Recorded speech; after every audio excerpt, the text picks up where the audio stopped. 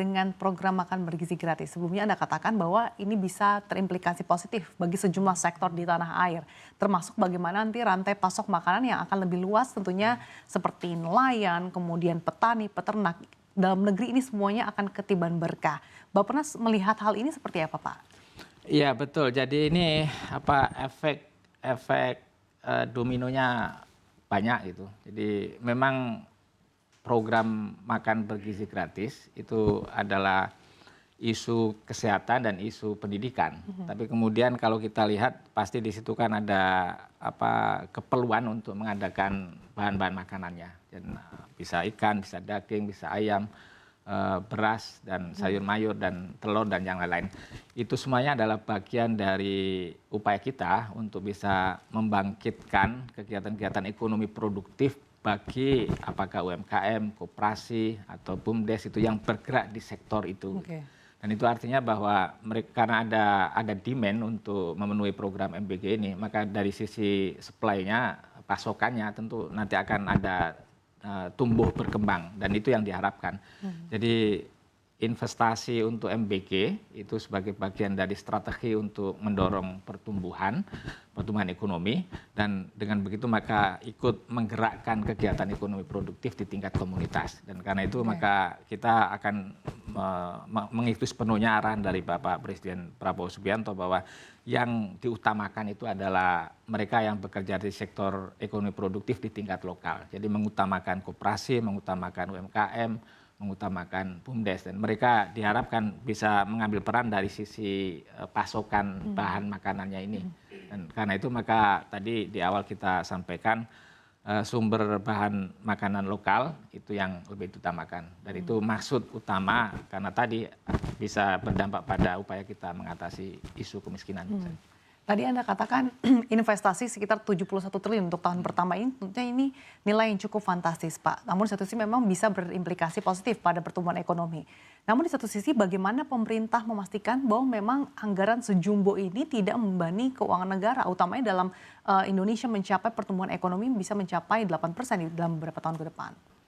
Ya, kita menjaga karena kan ini bagian dari kita akan menimbang keseimbangan raca APBN ya. Dan kita tahu bahwa pos-pos penting yang itu sudah menjadi bagian dari prioritas pemerintahan baru itu yang dipastikan alokasinya tersedia.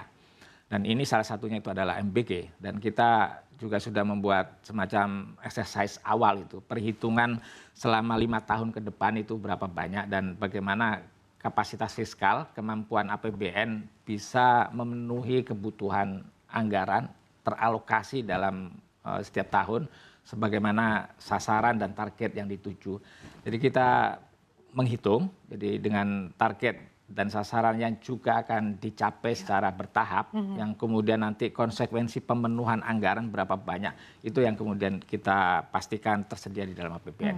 Dan itu pentingnya kita menjaga neraca APBN secara seimbang tadi. Jadi sisi beban fiskal di pos-pos mana saja yang di situ, dan sekali lagi yang diutamakan itu adalah mana yang prioritas, dan itu yang menjadi ukurannya itu adalah salah satu hasil cepat quick wins dari Pak Presiden Prabowo Subianto. Oke, yang menjadi sorotan juga Pak adalah program makan bergizi gratis awalnya dialokasikan anggarannya per anak 15.000 kemudian turunkan jadi 10.000. Bagaimana pemerintah juga memastikan bahwa memang pembagian distribusi dari makanan yang diberikan kepada anak-anak di setiap daerah ini betul-betul merata karena di beberapa daerah tentu saja 10.000 ini untuk beberapa bahan pokok atau bahan makanan cukup mahal Pak. Bagaimana untuk bisa memastikan kesamaan kualitas ini lagi balik lagi tadi karena beberapa catatan juga sudah disampaikan masyarakat bahwa misalkan di Jakarta mungkin dengan 10.000 bisa dapat ayam goreng dan lain tapi mungkin di daerah terpencil lain atau mungkin di daerah timur Pak itu mungkin hanya tidak sampai dapat ayam juga, malah cuma dapat telur iris, Pak. Bagaimana Bappenas memandang ini, Pak? Ya sebenarnya kami sudah membuat perhitungan itu juga berdasarkan pada apa yang disebut sebagai indeks kemahalan di setiap daerah. Jadi kalau menghitung antara apakah 10.000 apakah 15.000 itu kan sebenarnya rentang saja gitu. Jadi mana daerah yang di situ bisa terjangkau dengan 10.000 maka cukup gitu. Tapi ada yang daerah lain yang harus disediakan sejumlah 15.000. Jadi itu akan menyesuaikan dengan kondisi lokal dan harga-harga yang berlaku setempat gitu. Jadi Oke. tentu kalau perhitungan umumnya tentu kita ada formulanya itu. Jadi yang mungkin diskusinya tidak harus semata-mata kok cuma 10.000 gitu. Itu seolah-olah dipatok semuanya Iya. 10.000 itu. Padahal kan kita akan juga melihat konteks daerah tadi. Jadi kemahalan dan mahal dan murahnya. Oke, jadi Yang belum tentu 10.000 gitu ya Pak, ini betul, gambaran sebagai gambaran betul. saja Ya, harganya. ya, ya. Oke. Kemudian terkait dengan harga tadi Pak, bagaimana juga pemerintah bersama dengan berkolaborasi untuk bisa menjaga harga supaya ke depannya betul-betul program ini bisa berjalan dengan konsisten Pak? Ya, kami memastikan bahwa karena ini menjadi program prioritas pemerintah, ya, Pak Presiden Prabowo Subianto dan itu beliau sudah menegaskan bahwa ini adalah quick wins. Dan ini menjadi istilahnya itu proyek strategis nasional. Dan ini model bagi PSN yang dia memang kemasan programnya sektor kesehatan dan pendidikan, tapi dia punya efek yang efek berlapis gitu. Jadi ada ekonomi, ada sosial tadi soal isu kemiskinan atau isu ketenaga kerjaan gitu.